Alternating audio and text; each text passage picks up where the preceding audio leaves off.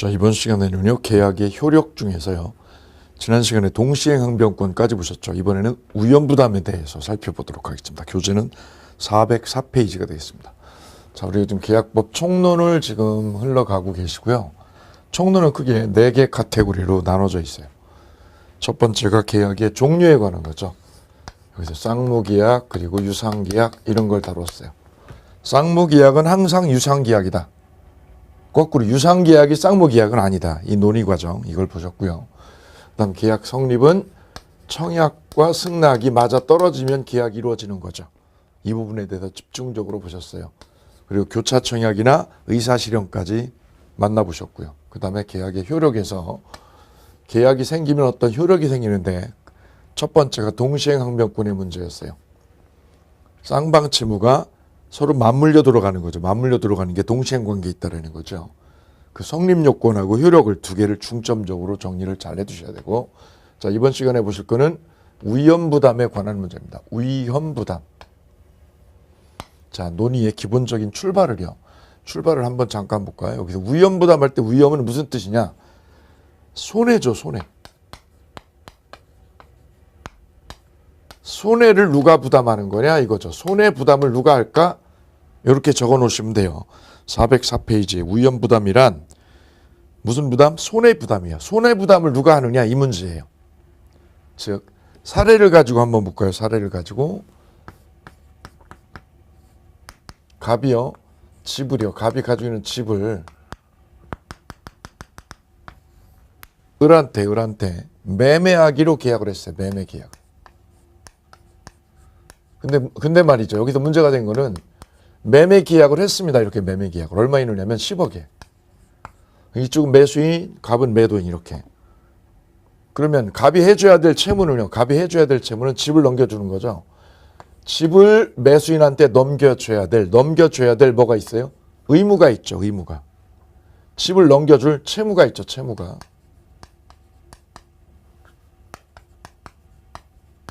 채무, 의무가 있는 거죠. 의무. 을은요. 매수자 을은 뭐를 줄 의무? 돈이죠. 돈. 집값이죠. 집값. 집값 10억을 지불해 줄 의무가 있습니다. 의무가 곧 채무죠. 이 채무가 서로 맞물려져 있어요. 쌍무계약이니까. 쌍무계약은 서로 맞물려 있는 거예요. 그럼 얘는 반대급부래요. 집을 넘겨주고 반대급부죠. 이걸 급부라고 그러죠. 급부. 해줘야 될 거. 갑이 해줘야 될 거 급부, 을이 해줘야 될 거 급부, 10억, 여기는 집. 반대급부죠. 반대급부로 뭘 요구하죠? 반대급부로? 돈이죠. 얘는 집을 주고 집을 줘야 될 채무가 생겼어요. 집을 줘야 될 채무. 그래서 갑은 집을 넘겨줘야 되는 얘를 채무자라고 그래요. 채무자. 반대급부로 뭐를 받게 되죠? 돈이죠. 돈. 돈 달라고요. 돈 달라고. 돈 달라고 하게 되죠. 돈을 이렇게. 그래서 결론적으로 갑은 이 매매 계약이 이루어지면 집을 주고 반대급부로 뭐를요? 돈을 줘. 돈을 달라고 하면 되는 거예요. 그럼 을은 거꾸로요. 을은 저 집을요. 집을 나한테 가져와라. 집을 나한테 가져와라 그래 됐으니까 을은 저 집에 대해서 뭐가 생기나요? 채권이 생기죠. 매수자는 집을 가져갈 사람. 집을 가져갈 사람이니까 집에 대해서 뭐가 생기는 거죠? 을이 채권자예요. 따라서 갑은 집을 줘야 되니까, 집을 넘겨줘야 되니까 갑을 뭐라고 그래요? 집을 넘겨줄 채무자라고 그래요. 채무자. 집 넘겨줘야지. 그럼 을은 저 집을 나한테 가져오라고요. 집을 가져오라고 그래야 되니까 을을 뭐라고 그래요? 집을 가져갈 뭐라고 그래요? 채권자라고 그래요. 채권자. 자, 요게 기본적인 논의의 출발이에요. 논의의 출발. 요게 기본 구조. 매도인이 채무자가 되는 거예요. 왜 채무자예요? 집을 넘겨줘야 되니까. 근데 을은 집을 뭐 할 사람? 가져갈 사람이니까 채권자가 되는 거죠. 따라서 여기서 이 매매 계약 때리면 얘는 집을 넘겨주고 돈을 가져가면 돼요. 집 주고 돈 가져가고. 을은 돈 주고 집 가져가면 되는 거예요. 그런데 문제가 꼬인 거예요. 계약 체결 후에 저 집이에요. 집이. 태풍이나 지진으로 이게 붕괴돼 버렸다는 거죠. 집이. 매매 목적물인 집이 어떻게 됐다고요? 멸실돼 버렸다. 집이 붕괴돼 버렸다.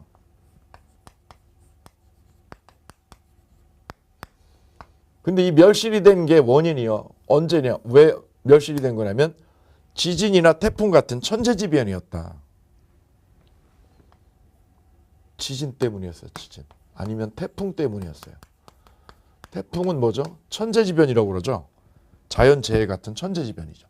그럼 태풍 때문에 이렇게 붕괴가 된 거는 이게 원인이란 말이죠. 원인이 태풍 때문이었다. 지진 때문이었다.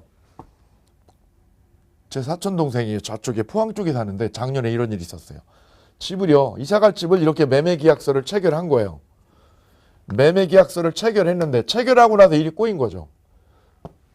그 살 집이요. 이 살 집이 제 사촌 동생이 살 집이 지진으로 그 건물이 아파트가 붕괴가 돼버린 거죠. 이렇게요. 이 실제로 10억에 계약을 했어요. 그래서 계약금 1억을 넣고 너 계약금 어떻게 했니? 네, 계약금 오빠 1억 넣었지. 계약금 1억을 넣었지. 그리고 이제 중도금하고 잔금 치르면 되는데 문제는 계약 체결 후에 태풍이 아니라 지진으로요. 이게 지진으로 붕괴돼 버렸다는 거죠. 자, 그러면 여기서 지진으로 붕괴돼 버리게 되면 얘는 집을 넘겨줄 수가 없죠. 집 매도인은 집을 못 주는 상황이 돼 버렸죠. 그럼 이 계약은 어떻게 할 거냐? 이 계약은 쌍방간의 이 매매 계약은 이미 이루어졌는데 계약은 이루어졌는데 지금 불능이 돼 버렸어요. 집이 멸실돼 가지고 줄 수 없는 불능 상황이 돼 버렸다. 불능. 계약할 때 불능이에요? 계약서 쓰고 나서 불능이에요? 계약서 쓰고 나서 불능이 된 거니까 이걸 무슨 불능? 후발적 불능이라고 그런다. 우리는 후발적 불능 상황이 된 거예요. 그것도 누구 때문에 원인이? 갑에게도 잘못이 없고 을에게도 잘못 없는 이런 천재지변이나 자연재해죠. 갑도 잘못 없고 을도 잘못 없죠. 그럼 이 계약은 어떻게 우리가 핸들링 할 거냐, 어떻게 처리할 거냐, 이 문제가 남죠. 결론이 이렇게 되는 거예요. 얘가 집을 못 주게 됐죠. 집을 못 주게 됐어요. 그러면 얘는 어떻게 하면 돼요? 돈을 반대급부죠. 저 집에 대한 반대급부 돈을 안 주면 되는 거예요. 그럼 얘는 집을요. 집을 안 줬으니까 반대급부인 돈 10억이죠. 돈 10억을 가서 달라고 가져오라고 돈 10억을 가져오라고 할 수 있을까요? 없다는 거죠. 이유는 집을 못 줬기 때문에 돈을 달라고 할 수 없다는 거예요. 그럼 이렇게 지진이나 태풍으로 저 집이 멸실돼 버리거나 붕괴되면 손해를 누가 부담할까요? 손해를 부담하는 사람은 채무자죠. 채무자는 집이 붕괴되었기 때문에 이 집이 뭐였기 때문에 붕괴돼서 이 집이 붕괴돼서 뭐를요? 돈을이죠. 돈을 요구할 수가 있나요? 이걸 따지는 거예요. 이거를. 얘가 뭐를 요구하는 거? 돈이죠. 돈을. 매수인한테 돈 달라고 요구할 수 있느냐 이거죠. 이거. 요구할 수 없다는 거죠. 얘가 집을 못 줘서 얘는 돈을 요구할 수 없다. 그럼 손해를 누가 부담해요? 채무자가. 채무자가 뭐를 부담해요? 손해를 부담해요. 여기서 채무자가 누구죠? 매도인이죠. 매도인이 뭐를 부담한다? 위험할 때 위험은 뭐라고 그랬어요? 손해를 부담한다는 거예요. 손해부담을.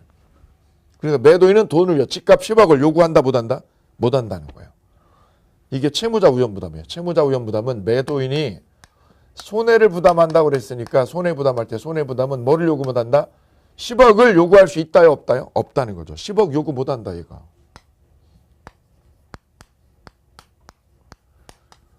돈을 요구할 수 있는 거냐 없는 거냐? 없다 이거죠. 없다. 이게 결론이라는 거예요. 이게 결론이.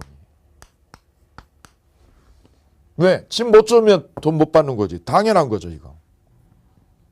그래서 저렇게 지진이나 태풍으로 저 집이 붕괴되면 열받아가지고 술 먹는 사람은 누구죠? 술 먹고 땅을 치고 우는 사람은 누구? 집주인, 매도인이죠. 매도인, 채무자. 채무자인 매도인이 손해를 지는 거. 왜요? 돈을 못 받으니까. 돈 못 받아가지고 얘가 열받는 거예요.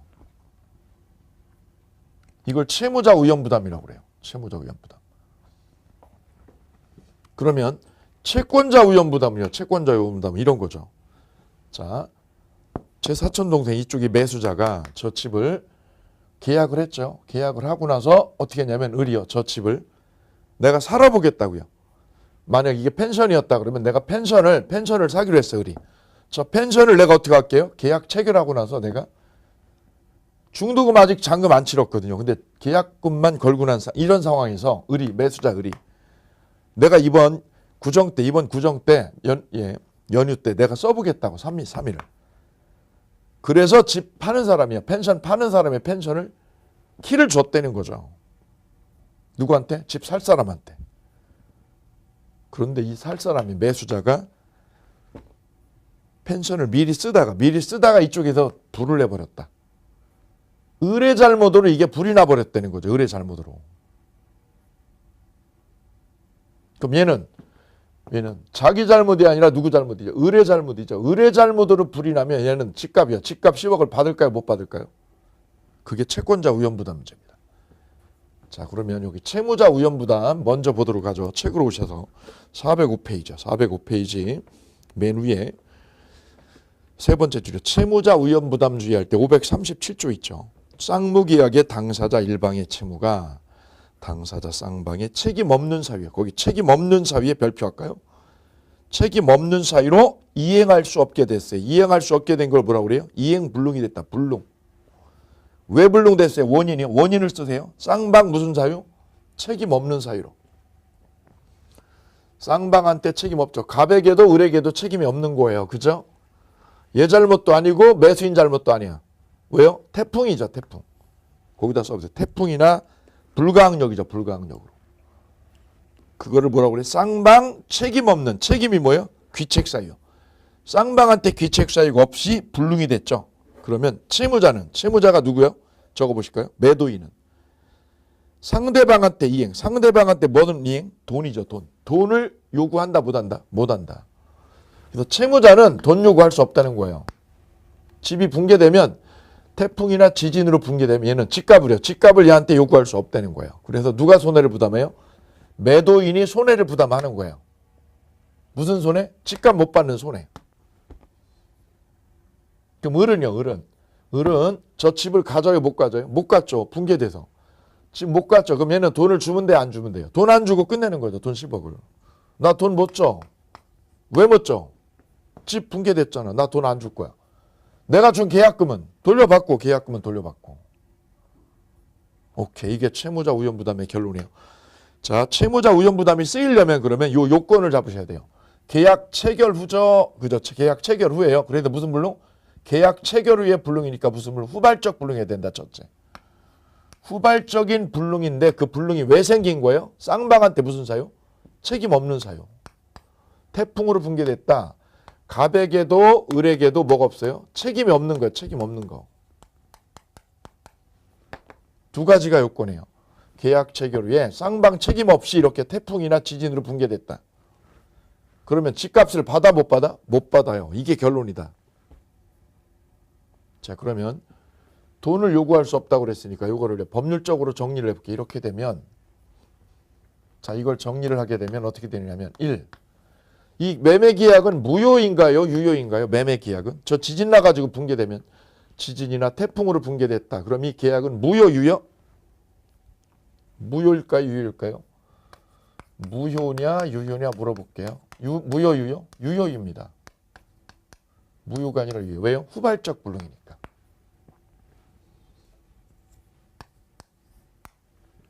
두 번째. 이게 불능이 된 원인은 누구 때문이죠? 갑 때문이에요? 을 때문이에요? 갑에게 잘못이 없죠. 집주인한테 잘못이 전혀 없죠. 집주인한테 아무런 귀책 사유가 없고 잘못도 없죠. 그럼 을은, 매수자 을은 제 사촌동생은 저 집 사가지고 들어가려고 그랬거든요. 그래서 살고 있는 집을 팔았다고요. 자기 살고 있는 집 팔고 저 집 들어가려고 그랬는데 문제가 된 건 저게 지진으로 붕괴됐어. 그럼 매수자는 이 집에 들어가요? 못 들어가요? 못 들어가죠. 못 들어가죠. 이때 을이, 매수자 을이 저 집 판 사람한테 손해배상이죠. 이 집 손해배상해달라고 따져 못 따져?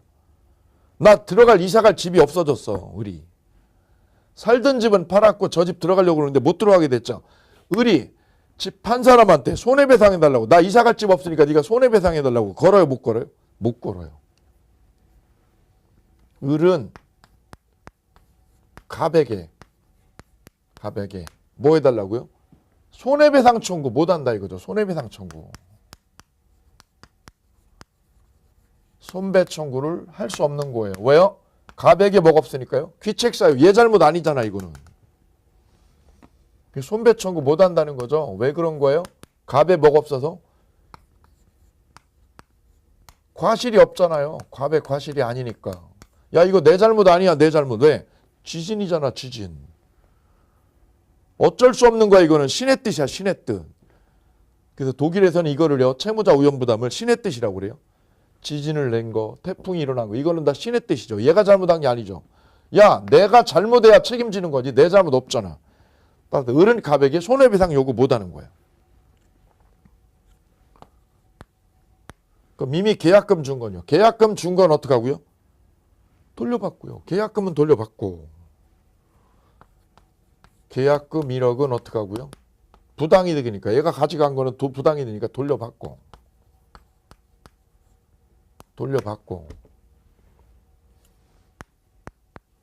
그럼 이 계약은 어떻게 서로 처리하느냐? 너 집 주니 못 주니? 못 줘, 이 자식아. 지진 나가지고. 그럼 얘는 돈 줘야 안 줘요? 안 줘. 나 돈 안 줘. 그래서 계약은 어떻게 해요? 없던 걸로 해요. 없던 걸로. 그래서 쌍방채무는 이렇게 되는 거예요. 쌍방채무는 대등하게 소멸한다. 쌍방채무는 어떻게 해요? 똑같죠. 대등하게. 이게 쌍무계약은 맞물려 있는 거잖아요. 너 집 못 주지? 그럼 나도 집값 못 내. 대등하게 소멸하는 거예요.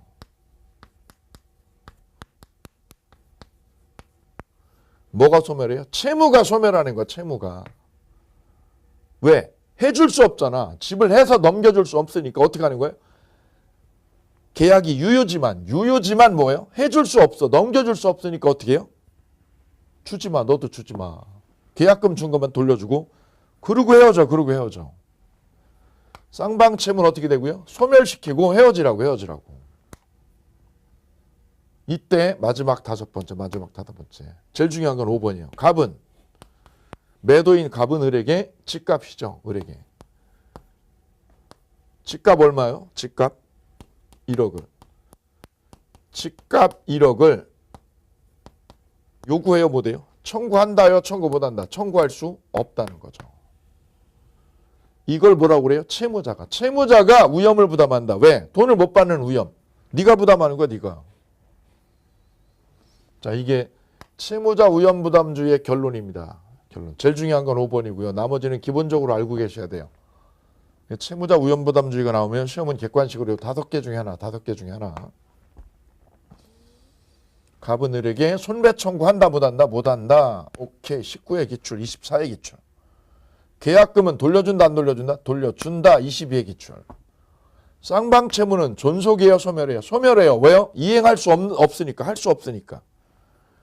갑은 을에게 돈을요. 집값 돈을 청구한다, 못한다? 청구할 수 없다. 여기 빈출이죠. 여기가 계속 나오는 거예요. 그래도 이렇게 태풍이나 지진으로 집이 붕괴되면 손해는 어떤 놈이 부담해요? 채무자가 손해를 부담해요. 어떤 손해? 집값 못 받는 손해. 오케이. 자, 그런데 채무자 위험 부담은 이제 끝났어요. 효과 보세요. 책에 효과 보시면 405페이지 효과 2번의 별표. 양채무는 소멸하죠. 대등하게. 양채무는.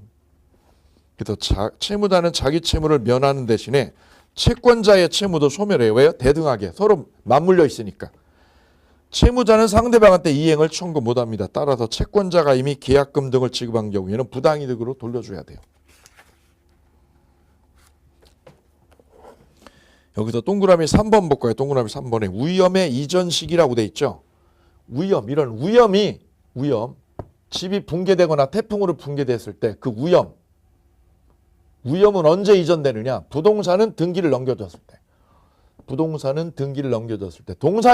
동산이면 점유를 넘겨줬을 때 위험이 일로 이전한다는 거죠.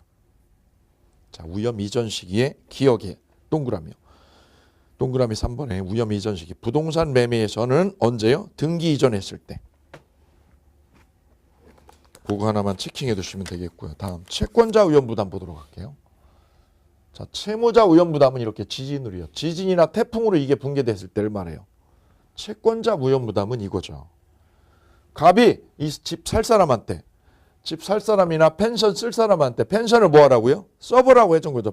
펜션 써보라고. 그래, 연휴 때 한번 쓰세요. 3일 동안 내가 키 줄게요.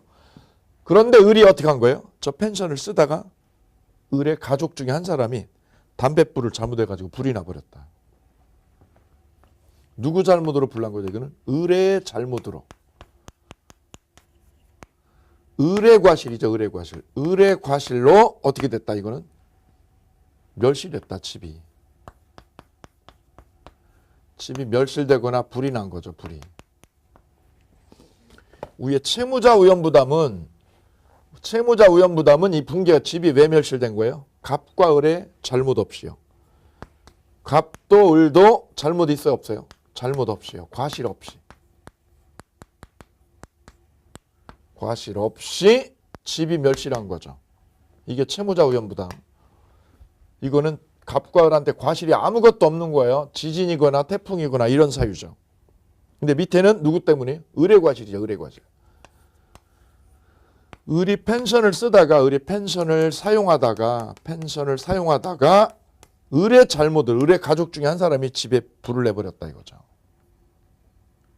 그럼 이거는 누구 잘못이죠? 을의 잘못이죠. 그럼 갑은 집값 받아요, 못 받아요? 당연히 받을 수 있겠네. 따라서 갑은 집값을 못 받는다, 받는다. 위에는 집값 못 받았죠? 여기는 집값을 받을 수 있다. 요 차이예요. 집값 돈을 요구할 수 없다, 있다? 있다. 여기는 집값을 요구할 수 있다라는 거예요. 여기는 못 하는데 얘는 요구할 수 있어요. 요 차이예요. 왜요? 이건 을의 과실이죠. 매수자 과실이죠. 자, 이거를 채권자 우연부담이라고 그래요. 채권자 을의 과실로 집이 멸실되면 갑은 집은 불났지만 불난 게 원인이 을이 원인 제공한 거니까 얘는 돈을요. 집값 돈을 얘한테 받아내면 된다. 아주 간단한 원리죠. 전혀 어렵잖아요. 용어만 좀 낯설어. 용어만. 여기서 채무자는 매도인이고 채권자는 매수인이다. 매수인.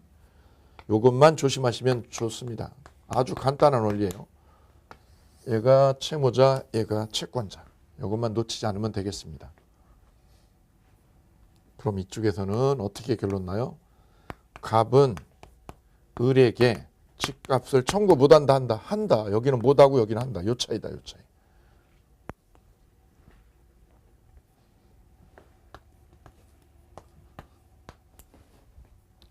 자, 이번에는요, 요 채권자 위험부담에선 요게 아주 기본적인 맥락이 이거죠.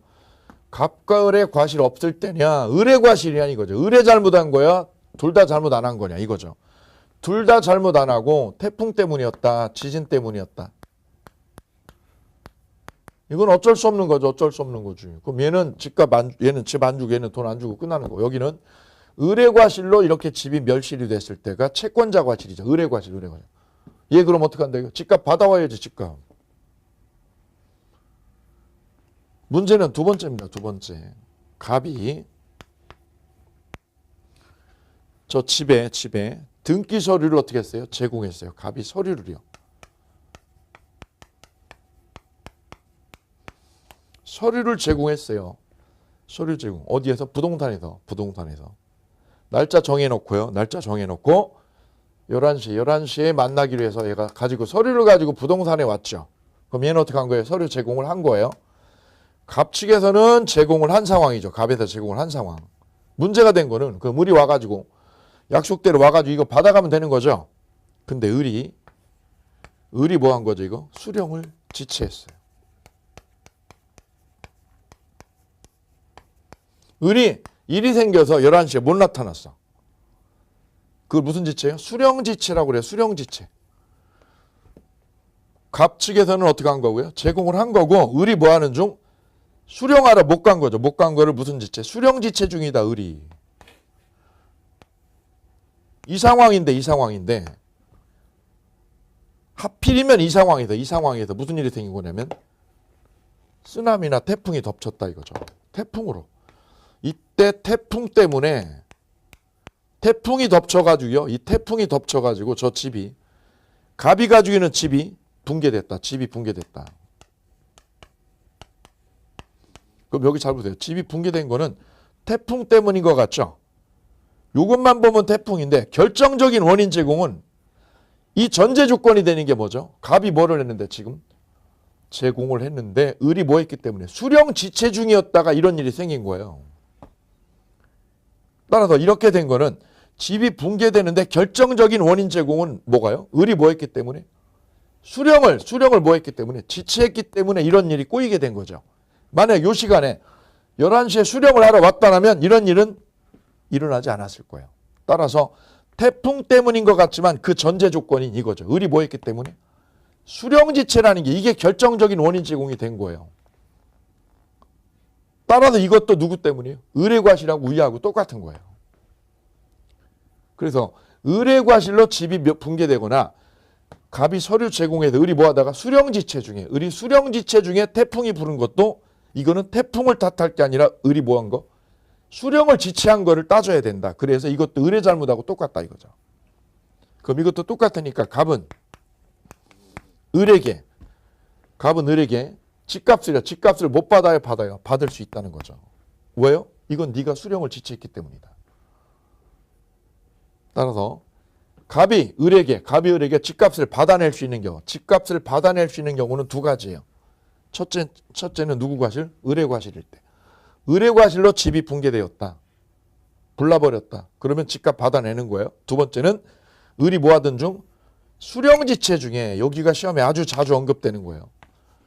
을이 뭐하던 중에 수령지체 중에 태풍으로 붕괴되었다 이거죠. 이거는 태풍 잘못이 아니라 누구 때문이다? 을이 수령지체한 게 결정적 원인 제공, 이게 원인 제공이죠.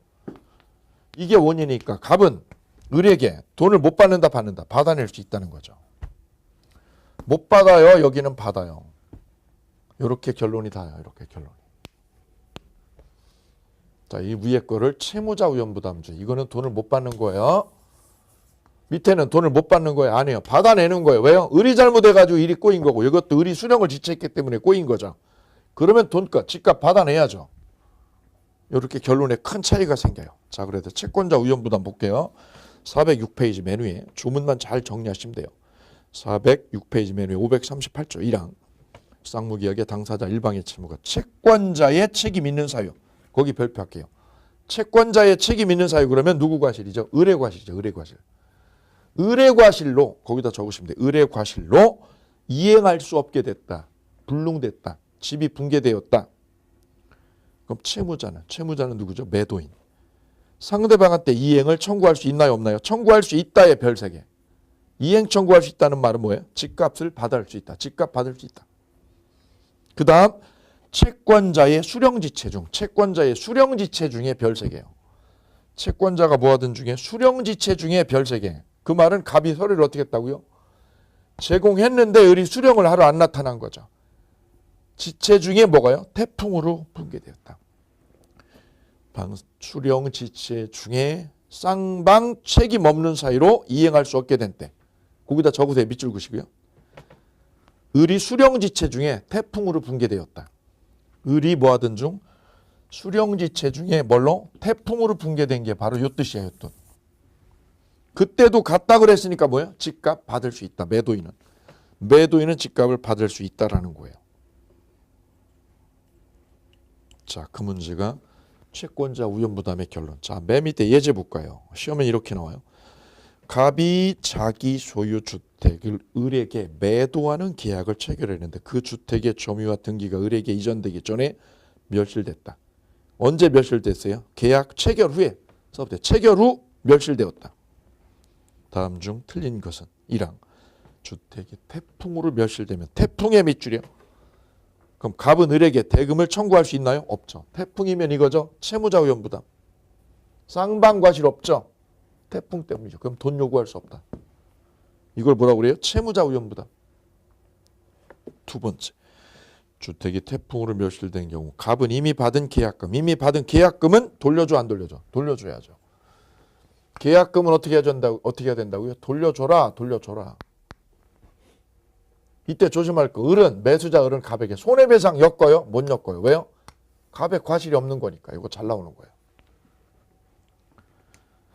3번. 갑의 과실로, 갑의 잘못으로 불이 났어. 그럼 을은 계약을 어떻게 하면 돼요? 깨면 되죠. 계약 해제해버리면 돼요. 네 번째. 을의 과실로 주택이 전수됐다. 을의 과실이니까 누구죠? 채권자 잘못이죠. 그럼 갑은 을에게 집값 받아 못 받아? 받아올 수 있다. 5번 별세개. 5번. 갑이 이행기에 등기에 필요한 서류를 제공하면서 서류 제공했다 밑줄이야. 인수를 최고했으나 을이 이를 뭐하던 중 거절하던 중. 을이 이를 거절했다라는 말은 뭐야? 수령지체 중. 그때 하필이면 태풍으로 건물이 붕괴됐다. 그럼 갑은 을에게 집값 받아간다 못 받아간다? 받아갈 수 있다. 그걸 뭐라고 그러죠? 채권자 위험부담. 4번, 5번은 채권자 위험부담. 1, 2번은 뭐죠? 채무자 위험부담. 예, 이렇게 섞어서 냈어요. 자, 위험부담에 관한 논의가 됐고요. 이제 계약의 효력의 세 번째죠. 세 번째인 제3자를 위한 계약을 보도록 하겠습니다. 계약의 효력이요. 계약의 효력에서 세 가지가 주로 논의가 되는데 첫 번째가 동시행항변권, 두 번째가 위험부담, 세 번째가 제3자를 위한 계약이 되겠습니다. 이렇게 세 개로 나눠져요. 세 개로. 계약의 효력 그러면 동시행항변권, 두 번째 위험부담, 세 번째가 제3자를 위한 계약. 예, 시험은 각 한 문항 여기서 세 문항이 출제가 돼요. 계약의 효력에서. 자, 먼저 제3자를 위한 계약 개념을 먼저 이렇게 세워보도록 할게요. 제3자를 위한 계약의 개념.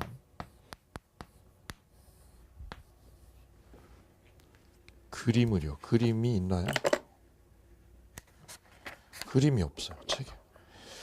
제 책엔 그림을 많이 넣어놨는데 이해하기 쉽도록 하기 위해서 그림을 많이 넣었는데 그림이 하나도 없어요. 그 그림을 하나 노트에다 한번 그려보실게요. 노트에다가. 자, 지금 다음 주가 명절인데요. 명절 때 우리 이거 제3자를 위한 계약을 많이 쓰기도 합니다.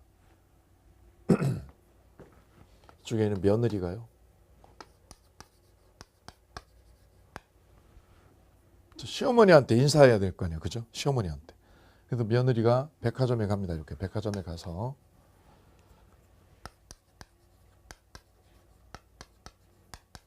물건을 이렇게 하나 구매하는 거죠. 물건 구매를. 그래서 물건을 하나 저 시댁에 있는 시어머님이나 시아버지한테 보낼 물건을 이렇게 하나 골라버리죠. 여기 시어머니한테 시댁에 계신 시어머니나 이쪽한테 보낼 거. 여기서 물건을 골라요. 그래서 며느리하고 백화점하고 계약을 합니다. 계약 체결을. 이 계약할 때 흥정하고요. 돈 주고 하는 건 누가 주는 거냐. 며느리하고 백화점하고 거래가 되는 거예요. 돈 얼마로 할 거냐. 이거 둘이 흥정합니다. 깎아주세요. 더 올려주세요. 예, 이런 거는 둘이 하는 거죠. 이때 거래가 끝나면 저 물건을 누구한테 보내달라고요? 시어머니, 시골에 계신 시어머니한테 보내달라고 며느리가 요청을 해요. 이쪽에서 요청을 해요. 요청을. 그래서 값을 뭐라고 하느냐. 요약자라고 그래요. 요약자. 값을 뭐라고 그래요? 요약자. 왜요? 이분이 요청해요. 뭐 해달라고? 자, 가령 안마의자를 샀다. 안마의자를. 여기는 안마의자를 구매하는 계약을 했다. 안마의자를. 500만 원에 계약을 했습니다. 그럼 백화점 측에 요청을 하죠. 받을 사람은 누구로요? 시골에 계신 시어머니. 그래서 시골에 계신 시어머님은 수익자가 되는 거예요. 이분이 수익자.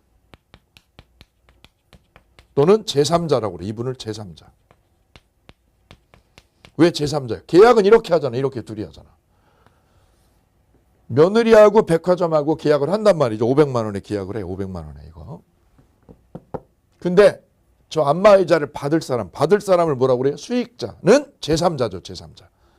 계약은 둘이 하는데 엉뚱하게 제3자가 저 안마의자를 가져가는 거죠. 그래서 제3자를 위해서 수익자를 위해서 둘이 거래를 하는 거야. 그래서 이 거래를 제3자를 위한 계약이다라고 하는 거죠. 그럼 이쪽에서 요청을 한다고 그랬죠. 내가 돈을 지불할 테니까 500만 원을 저 물건을 안마의자라는 물건은 누구한테 보내세요? 시어머님한테 보내주세요 라고 하는 거죠. 그럼 이쪽에서 어떻게 해요? 오케이 하고 수락을 하죠. 수락을. 보내드릴게요 라고 이쪽에서 어떻게 해요? 수락을 하죠. 승낙을 해. 승낙을 하니까 여기를 뭐라고 그래요? 낙약자라고 그래요. 낙약자. 왜 낙약자예요? 이분이 승낙을 해서 이루어지는 거예요. 그래서 둘이 계약을 했어요. 둘이 계약을 해요. 지난주에 계약을 했어. 지난주에. 예. 지난주에. 이 계약이 된 거는 지난주에 이루어진 거죠. 지난주에. 1월 20일 날 계약을 했어요. 20일 날. 따라서 계약 체결된 날짜는 1월 20일이죠. 1월 20일. 그럼 이쪽에서는요. 이 백화점에서는 저 물건을 이쪽으로 보내죠. 이렇게요. 보냅니다. 이 주소대로 보내드리죠. 그랬더니 어머님이 오케이 마음에 든다 그러면 오케이 하면 오케이 하고 승낙을 하면 오케이 내 받을게 그거 물건 잘 받을게 이렇게 되면 어떻게 되는 거죠? 시어머님한테 저 안마의자가 생기는 거죠. 이게 근데 이게 배달된 거는 열흘이 걸렸어요. 열흘. 그래서 언제요? 1월 30일 날. 주문 들어가고 이러느라고 시간이 걸리거든요. 그래 1월 30일 날 이 물건이 왔어요. 그리고 어머님은 뭐라고요? 오케이 하고 수익 표시를 했다. 수익 표시. 고마워 받을게. 받는다고 하는 표시를 무슨 표시? 수익 표시라고 그래요. 수익. 받을 거야 내가. 안마의자 잘 받을게. 수익 표시 했죠? 그러면 이때 어떻게 되는 거예요? 계약이 체결되는 거예요? 안마의자가 생기는 거예요? 생기는 거지. 계약이 된 건 언제예요? 1월 20일. 1월 20일은 계약이 된 날짜고요. 이거는 안마의자가 생기는 거죠. 언제 생겨요? 수익 표시할 때. 그래서 수익 표시를 하면 어떻게 돼요? 권리가 생기는 거예요. 누구한테? 시어머님, 수익자한테. 그래서 수익 표시를 뭐라고 하느냐? 권리 발생 요건이라고 그래요. 권리 발생 요건. 수익 표시는 권리 발생 요건이다. 계약 성립 요건이다. 성립 요건이다. 노. 성립 요건이 아니다. 수익 표시는 권리 발생 요건이지 성립 요건은 아니에요. 왜요? 계약은 1월 20일 날 된 거고 이거는 권리가 생기는 거죠. 1월 30일 날 어머님한테 저 안마의자가 생기는 거지. 언제? 수익 표시할 때. 그럼 수익 표시는 누가 하는 거죠? 수익자가 하는 거예요. 수익자가 누구한테? 낙약자에게. 수익자가 낙약자에게 한다는 게 수익 표시다. 어머님 누구한테 해야 돼요? 낙약자. 저 백화점한테 해야 돼. 백화점한테. 수익자가 누구한테 하는 거야? 낙약자에게 하는 거야. 낙약자에게. 뭐 한다고? 받는다고 하면 안마의자가 생기는 거예요. 그래서 수익 표시는 권리 발생 요건이다. 시험 잘 나오는 거예요. 자, 그럼 이 계약을 둘이 한 거는 누가 한 거예요? 가박우라고 한 거죠. 가박우라고. 이때 만약에 어머님이 뭐라고요? 물건 받았는데 안마를 해보니까 너무 아파. 저도 이걸 한번 해봤더니 몇 번 해봤더니요. 이게 회사마다 제품이 다 달라가지고 강도도 다르고 각도도 달라요. 너무 아파 이게 너무 아파. 어머님이 마음에 안 든다는 거죠. 마음에 안 든다. 그러면서 어머님이 저 백화점한테 가가지고 뭐라고요? 나 계약 해지할 테니까 돈으로 달라고요. 해지하고 이거 돈으로 달라고 할 수 있을까요? 어머님이 백화점 담당자한테 연락을 했어. 그리고 뭐라고요?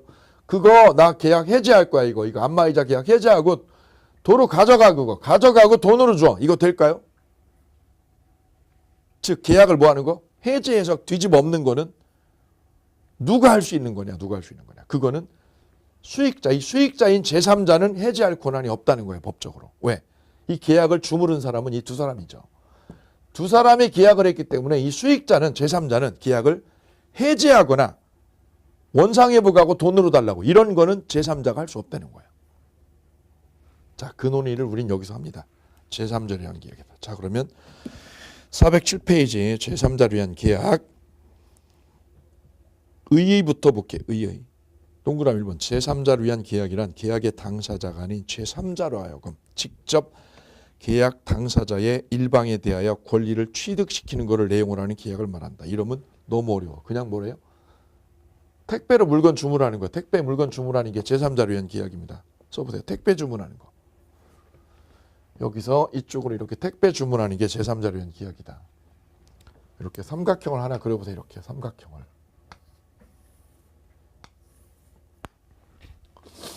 값을 뭐라고 그래요? 요약자. 왜요? 요청했어요. 여기는 낙약자. 왜요? 승낙했으니까. 여기는 수익자. 요 그림을 딱 그려놓으시고. 자, 그러면 이제 539조 조문부터 보도록 하죠. 1항 계약의 당사자 일방이 제3자에게 이행할 거를 약정할 때. 제3자에게 별표 제3자. 그 제3자가 바로 누구죠? 수익자. 제3자에게 이행할 거를 약정한 때는 그 제3자는 채무자에게 직접 이행을 청구할 수 있다. 여기서 채무자가 누구죠? 낙약자. 백화점한테 안마의자 보내달라고 할 수 있다. 제3자는 누구한테? 백화점에게 직접 달라고 할 수 있어요. 직접 달라고 할 수 있다의 밑줄. 두 번째 전항의 경우에 제3자의 권리는 제3자가 누구한테 해야 돼요? 채무자에게 이익을 받을 의사표시 한때 생긴다. 생긴다의 별표. 누가 하는 거죠? 시어머니가 낙약자에게 하는 거예요. 제3자가 밑줄이요. 채무자에게 밑줄. 제3자가 채무자에게 하는 거예요. 뭐를요? 이익을 받겠다고요. 안마의자 받는다는 의사표시 한때 생긴다 별표. 그래서 수익표시는 성립요건이 아니다. 수익표시는 성립요건이다? 아니다. 아니고 무슨 요건? 권리 발생 요건이다.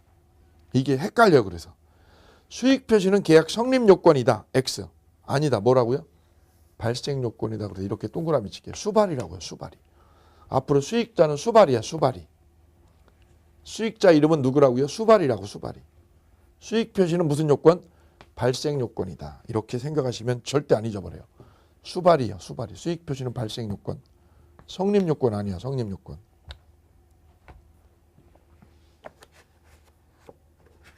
자, 그러면 이제 이 제3자를 위한 계약의 기본 논점. 중요 쟁점이 있어요. 중요 핵심 쟁점.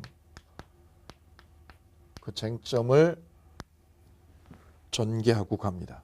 쟁점 3개 하죠. 3가지로요. 원래 5개인데 이번에 지금 과정에서는 3개만 할게요. 심화 과정에서 2개 더 하고. 그러면 깔끔하게 될 거예요. 5개 중에 3개만 할게요. 첫째, 쟁점 1.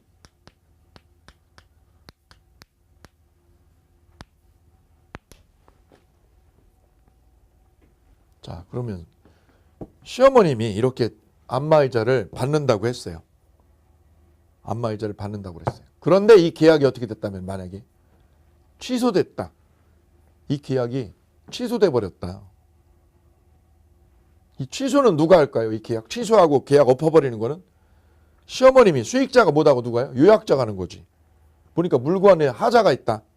하자가 있다 그러면 계약 깨는 건 누가 깨요? 요약자가 깨는 거지. 왜 제품에 하자가 있냐?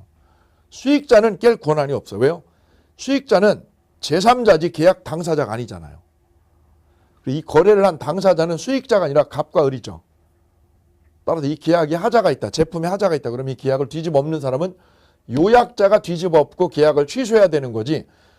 수익자인 시어머니는 굿이나 보고 떡이나 보는 거지. 와가지고 계약 취소하고 계약 해지하고 할 권한이 전혀 없다는 거죠. 그래서 첫 번째, 이 계약 체결의 누구죠? 당사자. 계약 체결의 당사자는 누구하고 누구예요? 갑과 을이다. 갑과 누구? 을이죠. 그래서 이게 당사자가 갑과 을이기 때문에 계약에 뭐가 있어도요? 하자가 존재했을 때. 제품에 뭐가 존재할 때요? 하자가 존재할 때.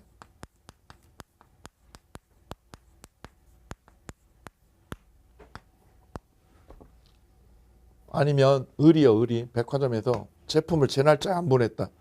제품을 안 보냈다. 그럼 이거 계약 위반이죠. 계약 위반으로 계약을 뭐 할 수 있는 사람? 해지할 수 있는 사람. 하자가 존재하거나 채무 불이행이 존재할 때.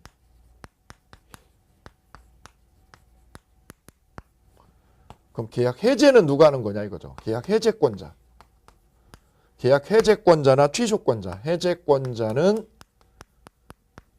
병일까요? 갑일까요? 갑이다. 갑.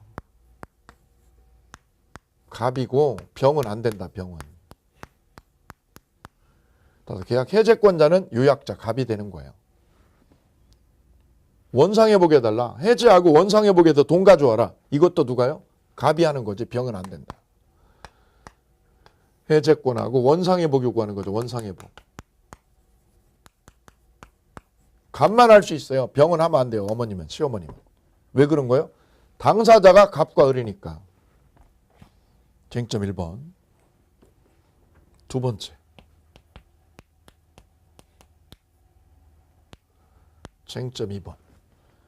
여기서 만약에 이 계약 자체가 하자가 없다면 여기는 돈 500만 원 보내고요. 낙약자는 저 제품을요. 제품을 수익자인 어머님한테 보내면 끝나는 거죠. 그럼 이 수익자는 어머님은 이 백화점한테 그 물건 빨리 보내주세요. 빨리 보내달라고 할 수 있나요? 할 수 있죠. 그럼 여기서는요. 며느리는 뭐라고요? 백화점한테 뭐라고 그래요?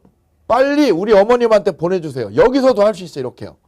제품 뭐 해주세요? 빨리 우리 시어머님한테 보내달라고요. 누가요? 요약자가 할 수 있죠. 요약자 이렇게. 빨리 제품 보내달라고. 그럼 어머님도 뭐예요? 그거 가져오라고. 빨리 가져오라고 할 수 있죠. 을은 갑으로부터도 재촉을 받고요. 병으로부터도 재촉을 받을 수 있는 거예요.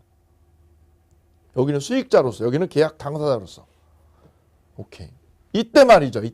저 계약이 꽝 되면 갑을 간의 계약이요. 갑을 간의 계약이 어떻게 되면 꽝 돼버렸다. 무효로 됐든지 취소가 됐든지, 무효 처리됐다 또는 취소 처리되었다. 어떻게 될까요? 갑을 간의 계약이 무효나 취소로 꽝 돼버리면 이게 꽝이죠. 꽝이라고 저는 해요. 이게 잊어버리지 말라고. 취소됐어요. 예컨대. 이 갑을 간의 계약을 뭐라고 표현하느냐. 기본관계라고 그래요. 기본관계. 기본관계가 뭐가 되면 꽝이 돼버리면, 수익자는, 시어머님은 안마의자 받을 권리가 생겨요? 안 생겨. 그럼 여기 안 줘도 돼. 안 줘도. 왜요? 계약이 꽝 됐으니까. 꽝이 되면 어떻게 될까요? 어떻게? 백화점 일루요. 안마의자를 보내줘, 안 보내줘? 안 보내줘도 되는 거죠. 왜요? 야, 이게 꽝 되는데 내가 백화점을 이거 여기서 안마의자를 왜 보내? 이때 문제는 이 시어머님은 이 계약이 무효로 됐거나 취소된 걸 몰랐다. 나 몰랐어, 이거.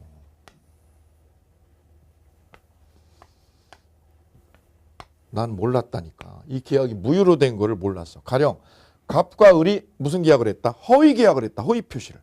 둘이 짜고요. 허위 표시했다고. 이걸 이분이 몰랐어. 몰랐으면 뭐라고 그래요? 선이라고 그러죠. 나 몰랐다고. 얘네들이 허위 계약한 걸 얘는 몰랐어. 그럼 얘 보호해줘, 안 해줘? 보호가 안 돼요. 얘가 선이어도 보호 안 돼. 왜냐? 이 계약 자체가 어떻게 되면? 꽝 되면. 이 계약이 꽝 되면 이 시어머님은 이 안마의자 받을 권리가 아예 없는 거예요. 심지어 뭐여도 선이어도 법적으로 보호 장치가 없어요. 왜냐? 이 시어머님의 권리는 이 계약에서, 기본계약에서 이 권리가 생긴 거거든요. 갑을 간의 계약을 뭐라고 그래요? 기본관계로부터 어머님이 안마의자를 받을 권리가 생긴 거잖아요. 권리가 생긴 거죠. 근데 이 계약 자체가 어떻게 되면? 꽝이면 여기는 권리 자체가 꽝 되는 거예요. 그래서 기본관계가 꽝 되면 뭐도 꽝이에요? 수익자의 권리도 꽝이다.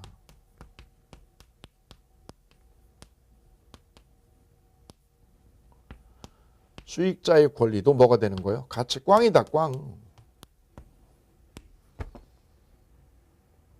그러면 이때 수익자가 뭐여도? 선이어도. 수익자가 선이어도 보호받아, 못 받아? 못 받아요. 그럼 수익자의 권리가 꽝이라는 말은 이 기본관계가 취소돼 버렸다. 취소되었다. 그러면 이렇게 얘기할 수 있는 거죠. 수익자가 안마의자를 달라고 요구하면, 급부를 요구하면, 급부가 안마의자죠. 급부를 요구하면 수익자가 병이죠. 병이 낙약자에게, 백화점에게 안마의자 달라고 요구를 하면 을은, 낙약자 을은 항변하나요, 못하나요? 항변이라는 게 뭐예요? 거절이죠, 거절. 항변을 할까요, 못할까요? 항변할 수 있다.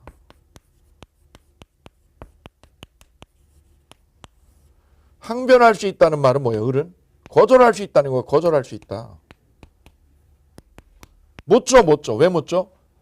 계약이 꽝 돼서요. 꽝 돼가지고요. 어머님, 병이 뭘 요구한 거? 급부요. 급부. 안마의자 요구하는 거. 을은 거절할 수 있어요. 거절할 수 있어요. 왜요? 꽝이에요, 이거.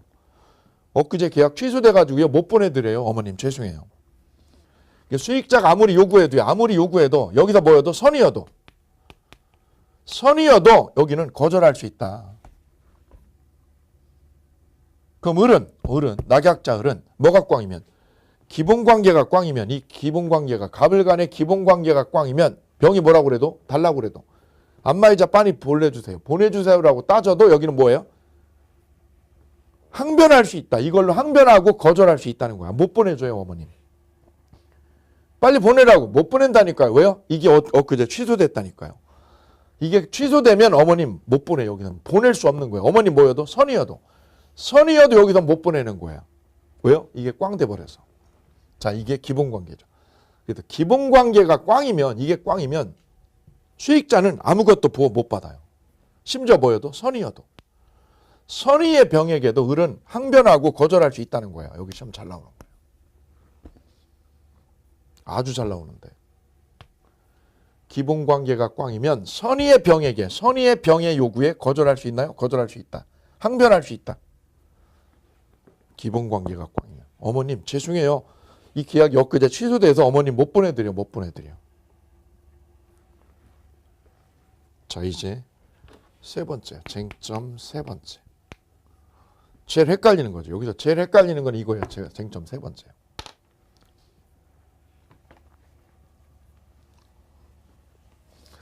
자, 지금까지는 제가 안마의자 가지고 얘기했어요. 안마의자가 아닌 이제는 부동산 가지고 해볼게요. 부동산 가지고. 부동산을. 자, 갑하고 병하고요.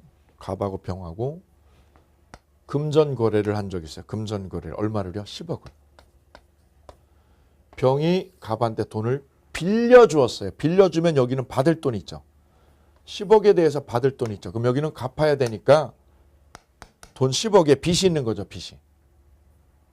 근데 이 돈 10억을 계속 갑이 못 갚고 있어서 못 갚고. 그랬더니 병이 갑한테 뭐라고요?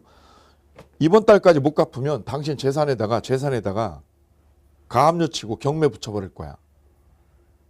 그래서 갑이 아무리 갚으려고 애써도 해결이 안 되는 거예요. 그래서 마침내 갑이 결단을 내려는데 어떤 결단을 내려냐면 내 집을 뭐 하자. 일단 팔자. 이 집을 팔아가지고 그 을하고 매매가 될 거 아니에요. 매매가. 그럼 을이 집값 10억을 갑에게 보내지 말고 누구한테요? 병에게 쏴주라고 하면 되죠. 이게 바로 제3자를 위한 계약의 전형적인 모습의 하나예요. 자, 그러면 요 집 10억을요. 집값 요 10억을 갚으려고 갑이 빚 10억을 갚으려고 갑은 뭘 파는 거야? 집을 얘한테 팔아 넘기는 거예요. 집을 이렇게. 그럼 얘는 집값 10억을 누구한테? 원래는 일로 줘야죠. 그럼 일로 줘가지고 이렇게 받는 건데 갑이 어떻게 해요? 요청을 해요. 요청을. 뭐라고 요청해요? 집값 10억을 말이죠. 10억을 누구한테요? 병에게 쏴주세요. 라고 얘가 요청하고 얘가 어떻게 해요? 승낙을 해요. 그래서 얘가 낙약자, 얘가 요약자가 되는 거예요.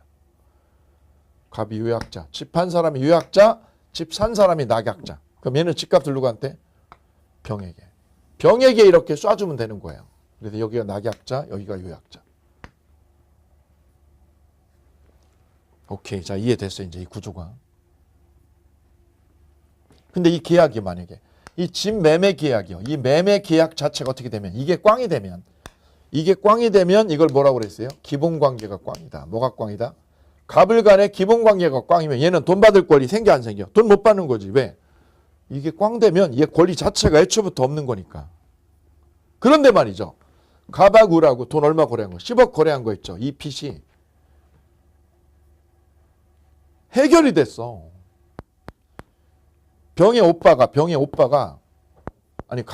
갑의 오빠가 얘한테 10억을 줬어. 이 빚 해결이 됐어. 지난주에 10억이 해결이 됐다 해도 이 집은 집 매매권은 이 집 매매권 있죠. 매매 계약한 거. 이거는 꽝인가요? 그대로인가요? 자, 이 문제가 여기에 남아 있어요. 자, 다시 볼게요. 갑과 을하고 금전 거래한 10억이 어떻게 됐다고요? 빚이 해결이 됐다고. 그럼 이 거래가 없어지죠. 여기서 갑과 병이 돈 10억 거래한 거를 우리는 뭐라고 하느냐? 대가관계라고 그래요. 새로운 용어예요. 이거 무슨 관계? 대가관계. 갑병 간의 관계. 갑병 간의 관계를 무슨 관계라고 부른다? 대가관계라고 그래요. 이게 제일 헷갈리는 거예요. 여기. 갑병 간의 관계를 뭐라고 불러요? 대가관계라고 그래요. 대가관계.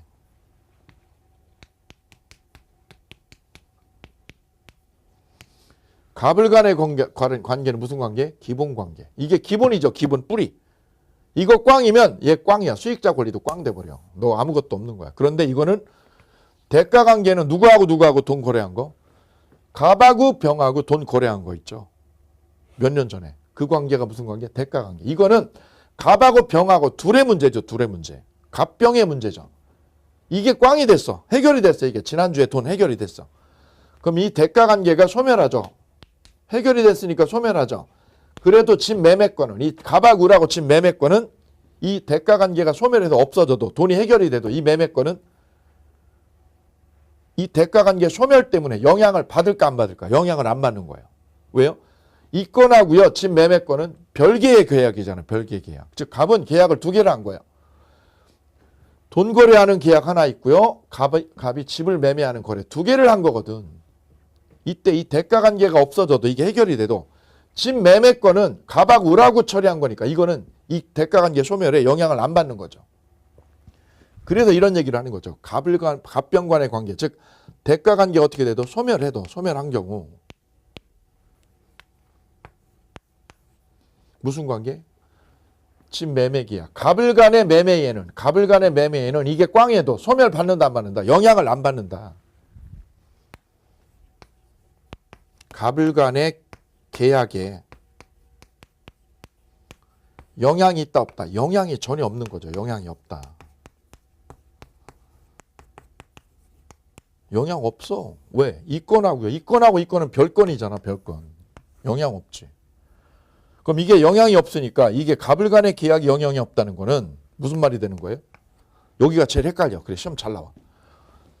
이 거래가 어제 지난주 해결이 돼. 돈 10억 갚았죠? 돈 10억 갚았어도 갑은 뭐예요? 집 매매를 한 거죠. 누구하고? 을하고. 갑은 을하고 집 매매를 했죠. 그러면 이 매매는 꽝돼요? 그대로 유효야? 이건 그대로 유효로 남아있는 거야. 이게 꽝돼도 이거는 그대로 따로니까 별건으로 유효로 남아있는 거죠. 유효야, 유효. 그럼 병이 을한테 뭘 요구하면? 돈 요구하면. 돈 달라고 요구하면 어떻게 될까요? 돈 요구하면. 얘는 어떻게 해야 돼요? 집값 10억을 넣어줘야 안 넣어줘요? 넣어줘야 된다. 왜? 이 매매권은 대가관계하고 별건으로 살아있는 거니까. 대가관계가 이거 해결이 됐어도 이 매매권은 남아있는 거죠. 이게 남아있으니까 얘는 돈을 일로 넣어줘야 돼요. 얘가 요구하는 돈 요구를 얘는 무시해도 안 되고 거절해도 안 되는 거예요. 이게 그대로 남아있으니까. 오케이. 이게 대가관계 소멸의 문제입니다.